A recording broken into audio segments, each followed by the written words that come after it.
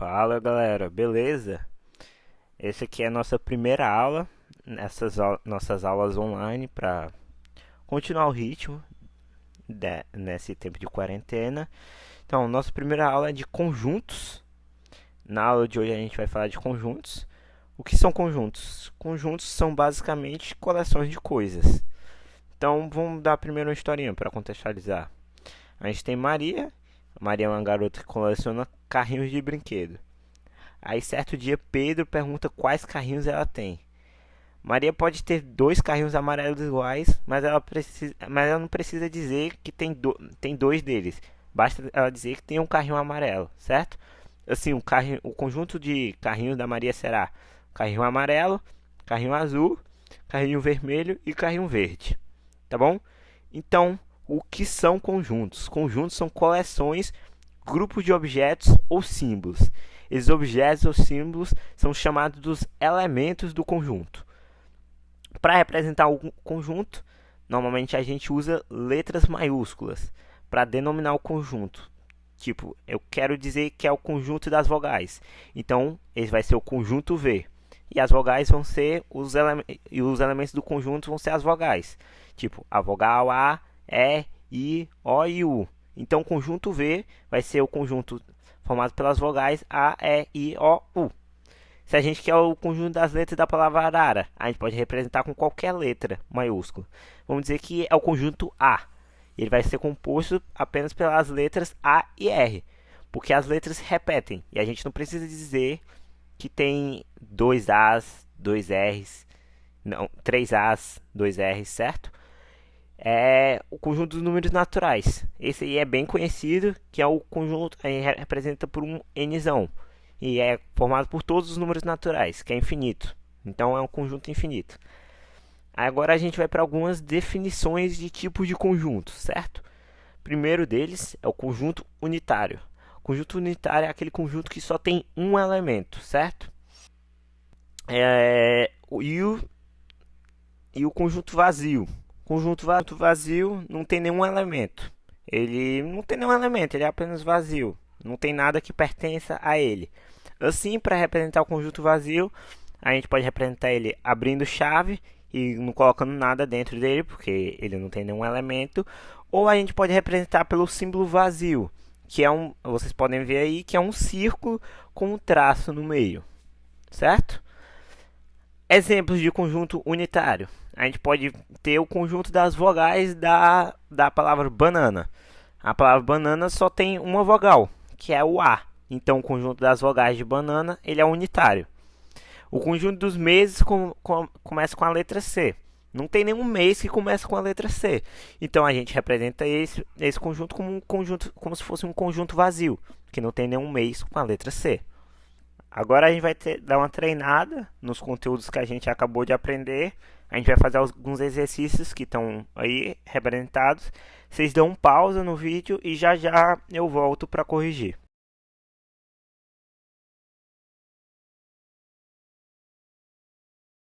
Agora a gente vai corrigir as questões que eu havia mandado fazer.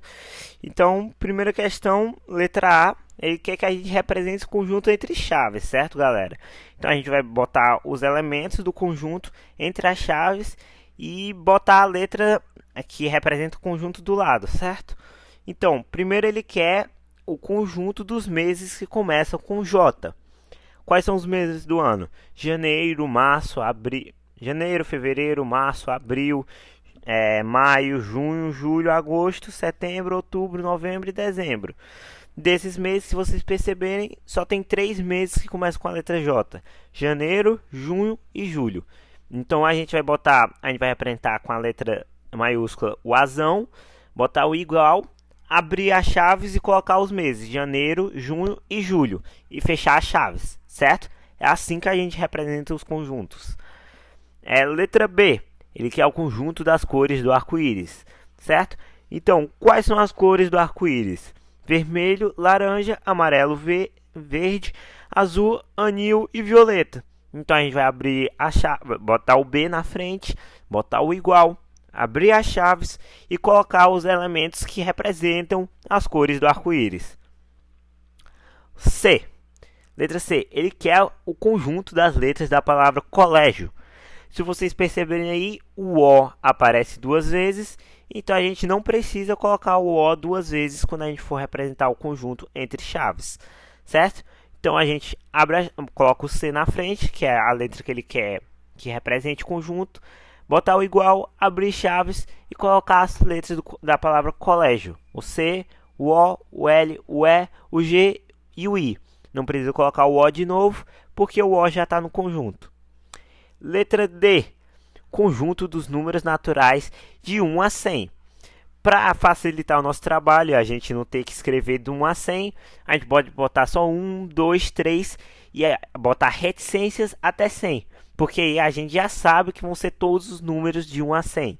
Essas reticências, ela representa os números que há entre 1 e 100. Se a gente botar 1, reticências até 100, certo? Conjunto dos números naturais. Conjunto esse bem conhecido, a gente representa ele por um nzão, mas aí ele quer que represente pelo f. Então a gente bota um f na frente, abre as chaves e bota a gente bota do 0, 1, 2, 3 e bota as reticências, porque vai representar infinitamente, ou seja, o conjunto vai crescer para sempre. Agora a gente vai estudar as relações de um conjunto, certo? Os símbolos que a gente utiliza na hora de estudar os conjuntos. O primeiro símbolo que a gente vai usar é pertence. A gente vai estudar as relações de pertinência, certo? O símbolo pertence, ele é usado para quando um elemento ele está dentro de um conjunto, certo? Ou seja, se há, vocês podem observar aí o conjunto X. O A ele pertence ao X, então a gente vai usar esse Ezinho, que parece um Ezinho, e colocar o A pertence, que é esse símbolo, a X. Já o D, se vocês perceberem aí, o D não pertence. Agora, a relação de não pertence é um símbolo diferente do pertence. É o mesmo símbolo, só que com um tracinho, para representar que o D não pertence ao X, certo? E quando um elemento ele não pertence a X, é a mesma coisa de eu falar que ele não está contido no conjunto, ele não está no conjunto, ou seja, ele não faz parte do conjunto, e o A que ele faz parte do conjunto, certo? Agora a gente vai para os exercícios de novo, vocês dão um pause aí, eu volto para corrigir os exercícios.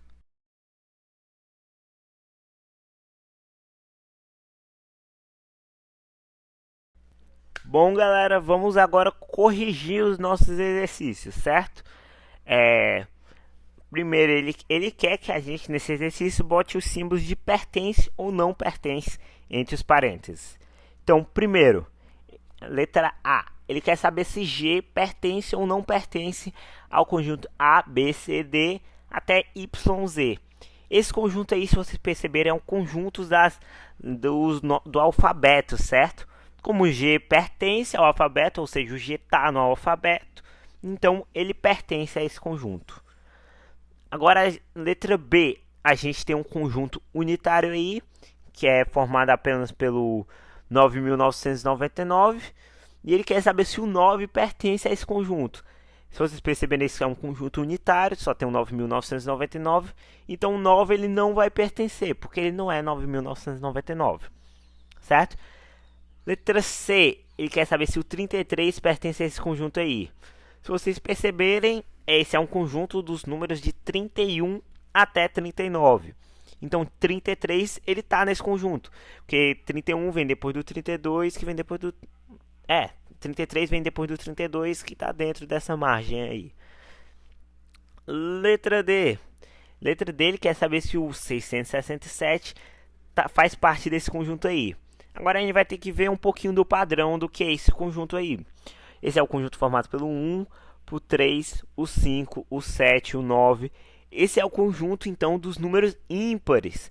Como 667 termina em 7, então ele é um número ímpar, então ele pertence a esse conjunto aí. Letra E, ele quer saber se o 667 pertence ao conjunto formado pelo 0, 2, 4, 6, 8, 10... Esse conjunto aí, se vocês perceberem, a gente vai ter que usar um padrão que nem no item D. Esse conjunto aí é o conjunto dos números pares, se vocês perceberem aí. 667 a gente já viu que ele é ímpar, então ele não pertence ao conjunto, certo?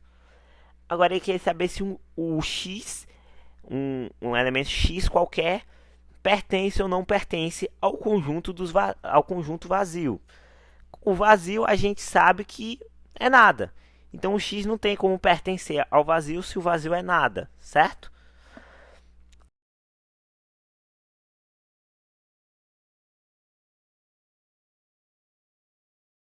Agora, letra H, ele quer saber se o zero pertence ou não pertence ao conjunto formato 1, 2, 3, 4, 5, 6, 7 e até o infinito. Só que se vocês perceberem aí, esse é o conjunto dos números inteiros positivos. O zero não está nesse conjunto. A gente vê que é todos os números, se vocês observarem, é todos os números a partir de 1 e até crescer para sempre. Mas o zero ele vem antes do 1, então ele não pertence a esse conjunto. Agora a gente vai passar pelo próximo e último conteúdo da nossa aula de hoje, que é subconjuntos. Certo? A gente vai começar agora com o nosso conteúdo de subconjuntos. Se todos os elementos de A, de um determinado conjunto A, também estão em B, então quer dizer que A é subconjunto de B. Essa relação aí quer dizer que todos os elementos de A também estão em B, certo? Então a gente pode dizer que A, com esse Czinho para o outro lado, que significa estar contido, ou seja, A está contido em B. Quando um conjunto A está contido em outro conjunto, quer dizer que esse conjunto A ele é subconjunto de B, certo? E a gente vai ver alguns exemplos aí. O conjunto A, formado de 1, 2, 3, e o conjunto B, 1, 2, 3, 4, 5. A gente vê que os números 1, 2, 3 também estão em B. Então, A está contido em B, certo? Ou seja, A é subconjunto de B, certo? Agora, a gente vai ver o nosso outro exemplo aí. A igual a 1, 2, 3, 1, 2 e 6, certo?